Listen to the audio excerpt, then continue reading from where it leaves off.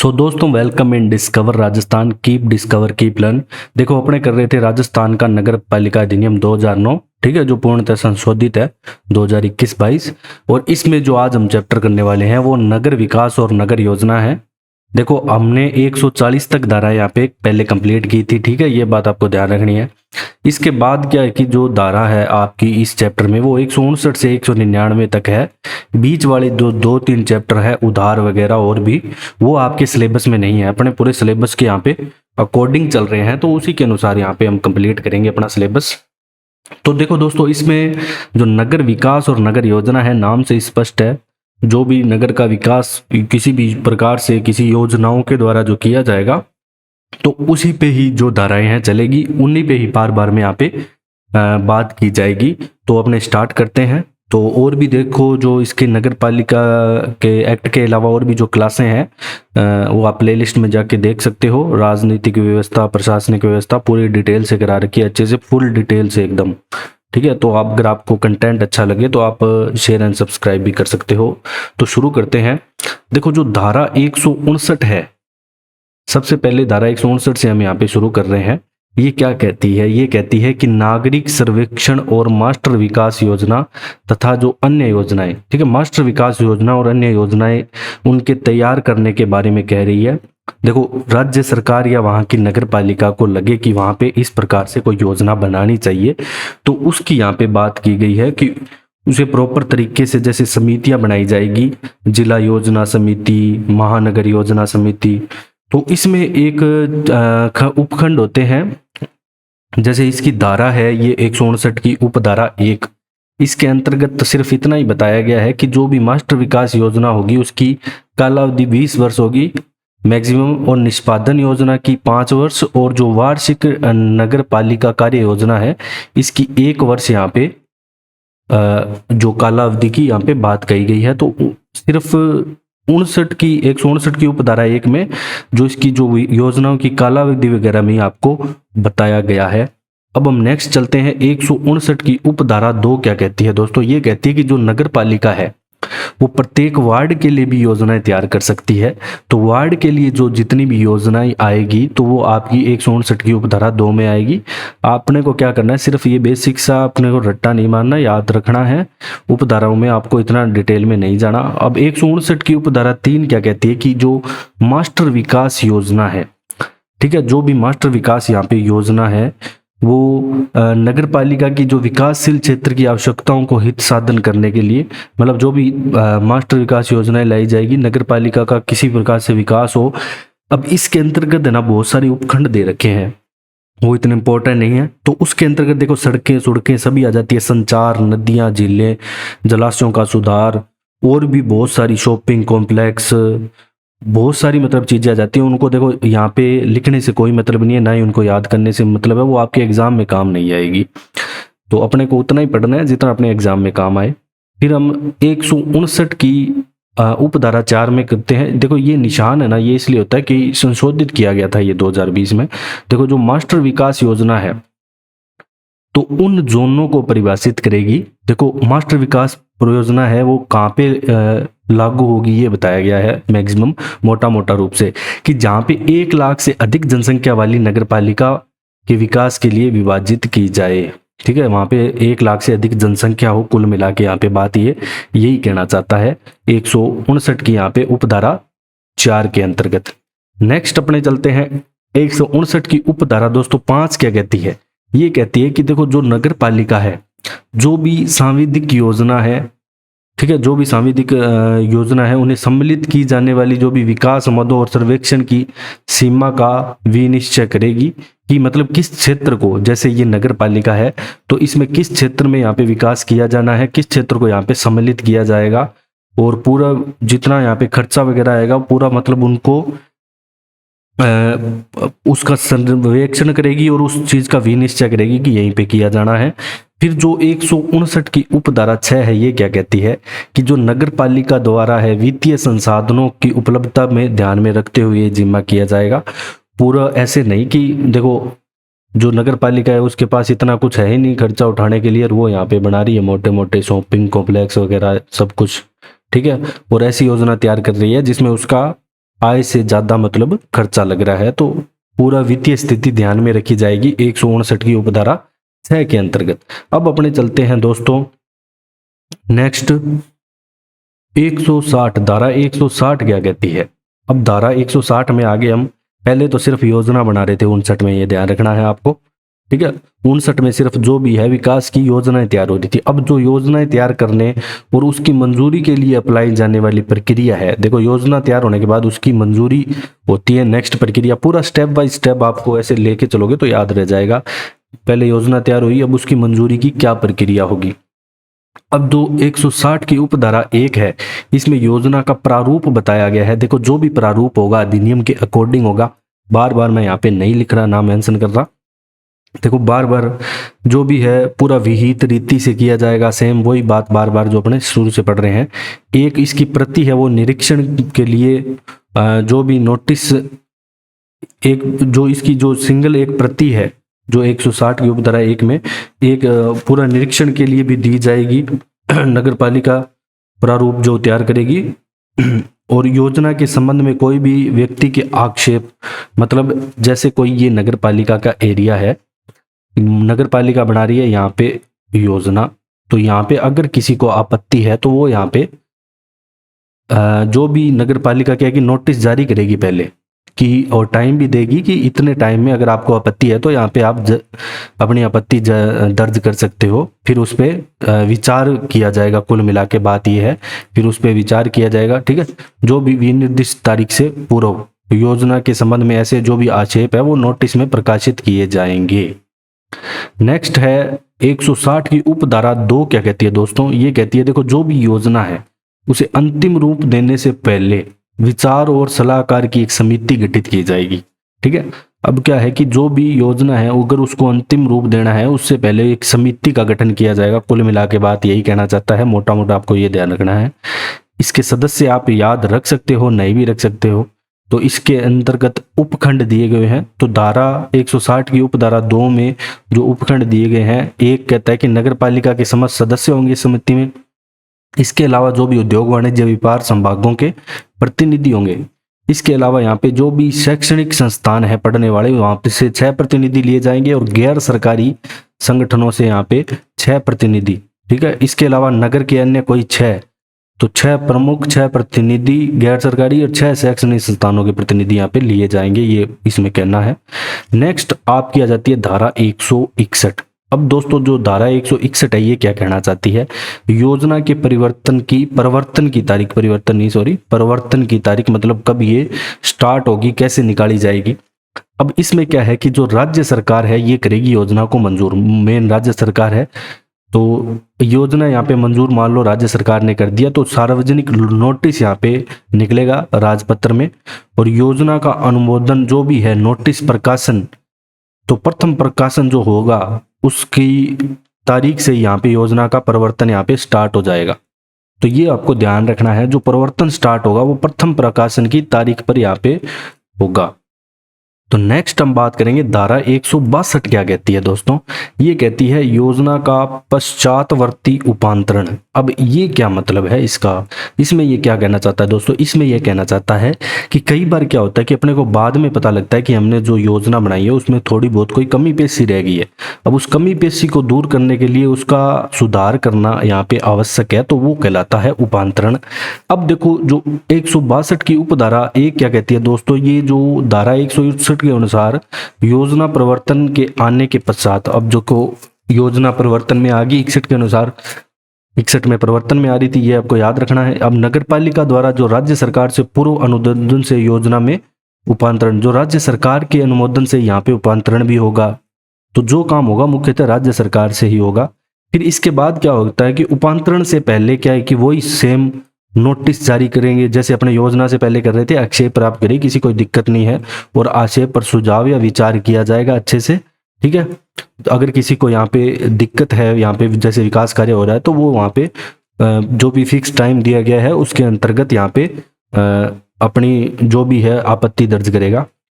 फिर 162 की उपधारा 3 क्या कहती है दोस्तों, ये कहती है कि जो भी प्रत्येक उपांतरण प्रकाशित किया जाए, यहाँ पे जो भी मतलब चेंजेस यहाँ पे प्रकाशित किया जाए, तो परिवर्तन में जो भी प्रकाशन की तारीख या नगर पालिका नियत करे तो वो वहां से परिवर्तन मतलब जो तारीख है प्रकाशित उपांतरण की, वो या तो प्रकाशन की तारीख से होगी या नगर पालिका नियत करेगी, तो वहां से परिवर्तन स्टार्ट होगा। अब 162 की उपधारा 4 क्या कहती है, ये देखो, नियम के उपबंधों के अधीन जो भी, देखो अब क्या होगा कि जो योजना मास्टर विकास योजना के नाम जा रही थी, सीधी सी बात है वहां पे अब उपांतरित मास्टर विकास योजना या जो भी अन्य योजना बनाई जाएगी तो वो उसके आगे ऐसे उपांतरित लिखा हुआ आएगा। सीधी से कहने का मतलब बात यहाँ पे यही है।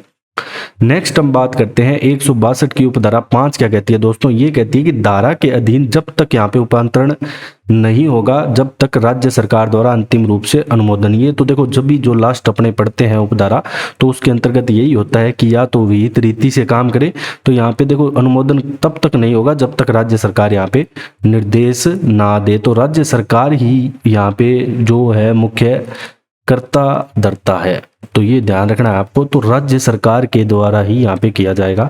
अब देखो जो धारा 163 है दोस्तों, ये कहती है योजना का क्रियान्वयन। ठीक है, क्रियान्वयन मतलब योजना का क्रियान्वयन किसके द्वारा किया जाएगा, किस प्रकार किया जाएगा, तो ये आरंभ करेगी नगर पालिका ही करेगी। देखो नगर पालिका को ही जो परिवर्तन के आने के पश्चात जो भी क्रियान्वयन है नगर पालिका आरंभ करेगी। और सेम वही बात बार बार लिखने की जरूरत नहीं है, जो भी नियम दिए गए हैं नगर पालिका में, नियम एवं उपबंधों के अधीन रहते हुए, मतलब नियम और उपबंधों के अधीन रहते हुए यहाँ पे ये योजना का क्रियान्वयन प्रारंभ कर देगी धारा 163 के अनुसार। अब क्या होगा दोस्तों, अब धारा 164 क्या कहती है आपकी। अब जो दोस्तों धारा 164 कहती है कि इस अधिनियम से पूर्व तैयार की गई योजनाएं इस अधिनियम के अधीन तैयार की गई समझी जाएगी।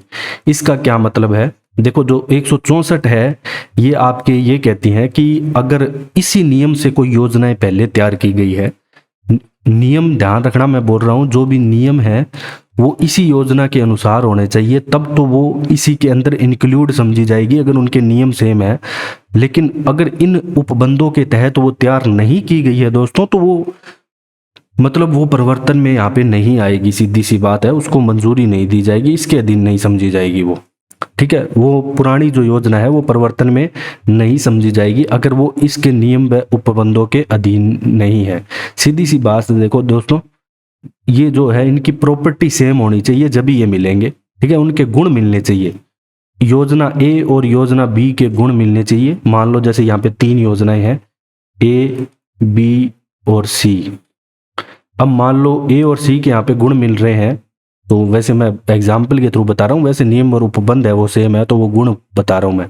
तो अगर ए और सी के यहाँ पे गुण मिल रहे हैं तो ये दोनों योजना एक मानी जाएगी और बी को यहाँ पे हटा दिया जाएगा, ये परिवर्तन में नहीं मानी जाएगी। ए नई आई है और सी पुरानी है लेकिन इनके गुण मिल रहे हैं सेम, तो ए और सी हो जाएगी उसके अधीन ही। अब धारा 165 क्या कहती है दोस्तों, धारा 165 आपके कहती है योजना का पुनरीक्षण। ठीक है, देखो जो भी योजना परिवर्तन में आती है, तो देखो जो योजना चल रही थी हमने पढ़ा था, जैसे मास्टर चल रही है तो वो 20 वर्ष का टाइम ले रही है यहाँ पे, तो उसमें अपडेट भी होना चाहिए, डाटा वगैरह जो भी भूमि वगैरह है कुछ ना कुछ वहाँ पे बनता रहेगा, तो हर चीज़ अपडेटेड होनी चाहिए। तो मिनिमम क्या है कि 10 वर्ष के भीतर राज्य सरकार नगर पालिका में पुनरीक्षण के निर्देश देगी कि आप चेक करो कि यहाँ पे कोई और यहाँ पे क्या आवश्यकता है, क्या अपडेट मतलब चीजें करने की क्या अपडेट कर सकते हो आप, इसमें कुछ नया कर सकते हो, तो वो इसमें धारा 165 में है। तो योजना का पुनरीक्षण मतलब दोबारा निरीक्षण किया जाएगा। अब दोस्तों आपकी धारा 166 क्या कहती है, देखो विकास क्षेत्रों की घोषणा। अब देखो सब कुछ होने के बाद विकास क्षेत्रों की घोषणा की जाएगी। अब इसमें क्या है कि नगर पालिका उपधारा 1 के अधीन राज्य सरकार से यहाँ पे अनुमोदन प्राप्त हो गया, फिर राजपत्र में अधिसूचना जारी होगी और नगर के किसी भी क्षेत्र में अधिनियम के प्रयोजन के लिए विकास क्षेत्र घोषित कर सकेगी। अब सब कुछ होने के बाद क्या करेगी, जैसे ये नगर पालिका है तो यहाँ पे अगर विकास करना है नगर पालिका को, तो यहाँ पे वो विकास क्षेत्रों की घोषणा करेगी। तो 166 में आप बस इतना याद रखना, विकास क्षेत्रों की घोषणा है। तो जैसे ये कोई क्षेत्र है, यहाँ पे कह दे कि अभी यहाँ पे नया बस स्टैंड बनाया जाएगा, तो ऐसे कोई भी विकास कार्य हो सकता है, किसी प्रकार से पार्क बनाया जाएगा। अब 166 की दोस्तों उपधारा 2 यहाँ पे क्या कहती है, ये कहती है कि राजपत्र में जो उपधारा 1 के दिन जो भी अधिसूचना है प्रकाशित कर दी हमने कि यहाँ पे विकास क्षेत्र घोषित हो गया, पहले तो योजना के लिए अपने कर रहे थे, अब प्रॉपर एक जगह पे है। ऐसे तो नहीं सब जगह एक साथ विकास कार्य चल जाएगा योजना के तहत, विकास क्षेत्र अलग अलग यहाँ पे घोषित करने पड़ेंगे। अब कोई भी व्यक्ति देखो नगर पालिका की लिखित अनुज्ञा के बिना भूमि का उपयोग आरंभ या उसमें कोई परिवर्तन नहीं करेगा या भूमि पर कोई विकास कार्य नहीं करेगा। इसका मतलब ये क्या कहना चाहता है दोस्तों, सीधी सी बात ये है कि जो धारा आपकी 166 की उपधारा 2 है, इसमें ये कहना चाहता है कि अगर देखो ये नगर पालिका है, यहाँ पे विकास क्षेत्र घोषित किया गया है। अब यहाँ पे किसी व्यक्ति की भूमि आ रही है, ठीक है, यहाँ पे जो भूमि आ रही है किसी व्यक्ति की, तो वो यहाँ पे इस भूमि का उपयोग या इसमें कोई निर्माण कार्य तब तक नहीं करेगा जब तक उसे नगर पालिका से आदेश या नहीं मिल जाए या अनुज्ञा न ले ले। कुल मिलाने की बात यह है कि उसे मतलब ऐसे कह सकते हो अपने कि उससे आदेश ना ले ले नगर पालिका से, ठीक है, यहाँ पे विकास कार्य करने की कुल मिला के बात ये है। सॉरी, अब चलते हैं नेक्स्ट धारा 167। अब देखो क्या होता है कि अप्राधिकृत विकास व योजना से असंगत उपयोग के लिए जो भी शास्ति हैं, मतलब जो भी देखो अब क्या है कि जो सब कुछ हो गया था, अब क्या होता है कि अधिनियम के अनुज्ञा के बिना अगर कोई भूमि का उपयोग यहाँ पे विकास कार्य कर रहा है, भूमि का उपयोग कर रहा है वहाँ पे, ठीक है, तो उस व्यक्ति पर अगर दोष सिद्ध यहाँ पे हो जाता है तो वो इसमें बताया गया है 167 की उपधारा 1 में। अगर यहाँ पे दोस्तों दोष सिद्ध होता है तो उसे 5,000 रुपए तक का या तो जुर्माना इसके द्वारा या इसके मतलब जो भी जारी, अगर वो देखो उसको कह दिया कि तू यहाँ पे मत विकास कर या उस भूमि का उपयोग किसी भी तरीके से मत कर, उस आदेश से लेके जब तक वो मतलब नहीं मान रहा है 100 रुपये प्रतिदिन तक का यहाँ पे उसे दंड भी दिया जाएगा, ठीक है। इसके अलावा तो ये दोनों बातें हैं इसके अंतर्गत। जो भी शास्ति है, शास्ति का मतलब होता है किसी भी प्रकार से मतलब उस पे अपनी शक्ति का प्रयोग करना कोई नगर पालिका द्वारा, ऐसे कह सकते हैं अपने। तो धारा 167 की उपधारा 1 में है। अब देखो 167 की दोस्तों उपधारा 2 क्या कहती है, ये कहती है कि जो भी उपबंधों का उल्लंघन कर भूमि भवन का यहाँ पे उपयोग जारी रखता है, उसे कह दिया एक बार नहीं मान रहा तो 2,000 रुपये तक का यहाँ पे दोष सिद्ध होने के पश्चात और इसके अलावा 500 रुपये प्रतिदिन यहाँ पे दंडित किया जाएगा 167 की उपधारा 2 में।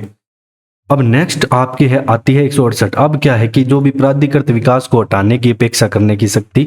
अब देखो क्या होता है कि मान लो वहां पे वो कुछ भी कर रहा है, मान नहीं रहा कंटिन्यूसली, ठीक है। अब इसमें इन धाराओं में जो 167-68 में है ये सेम यही बातें आएगी। अब 168 की यहाँ पे उपधारा दोस्तों एक कहती है कि धारा 167 की उपधारा 1 की जो भी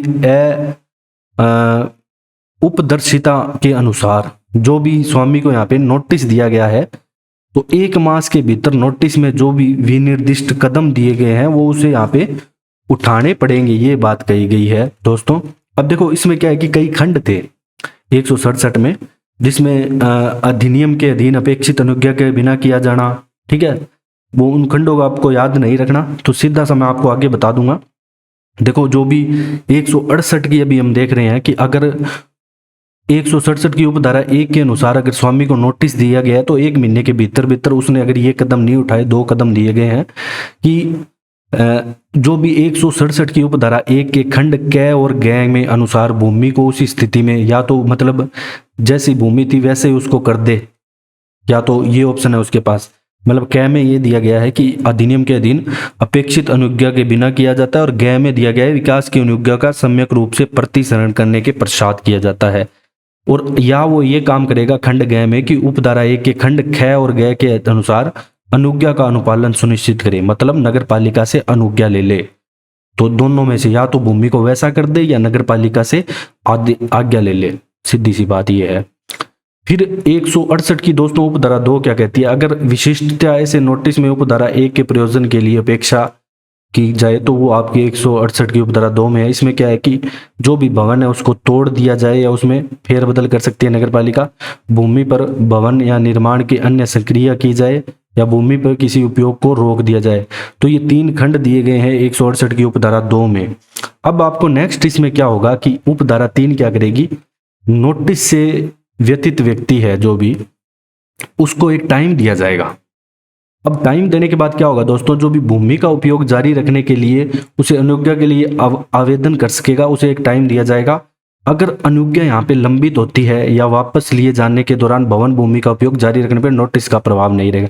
अब इसमें क्या होगा कि कई, मान लो उसने कर दिया आवेदन यहाँ पे अनुज्ञा का, लेकिन वो मामला लंबित चल रहा है, अभी उसमें टाइम लग रहा है उसको, तो वो कंटिन्यू भूमि पर अपना जो काम है जारी रखेगा और उसका नोटिस प्रभावित नहीं रहेगा इस कंडीशन में 168 की उपधारा 3 में।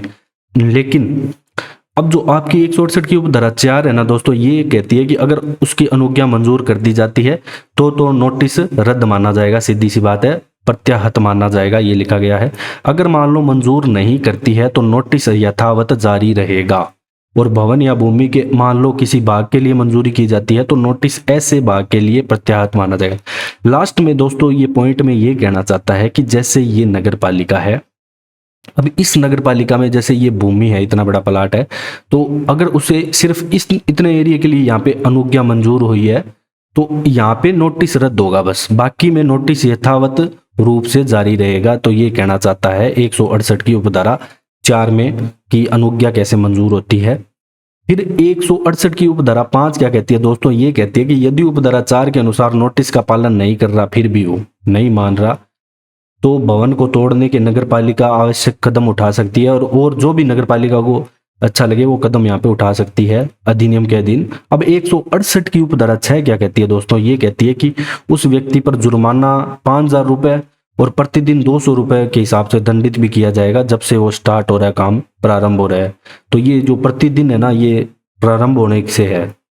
फिर जो आपकी 168 जो धाराएं हैं ये यहाँ पे कंप्लीट होती है। अब जो नेक्स्ट अपने आगे करेंगे 169 से 199 तक आपकी क्लास आएगी, ठीक है।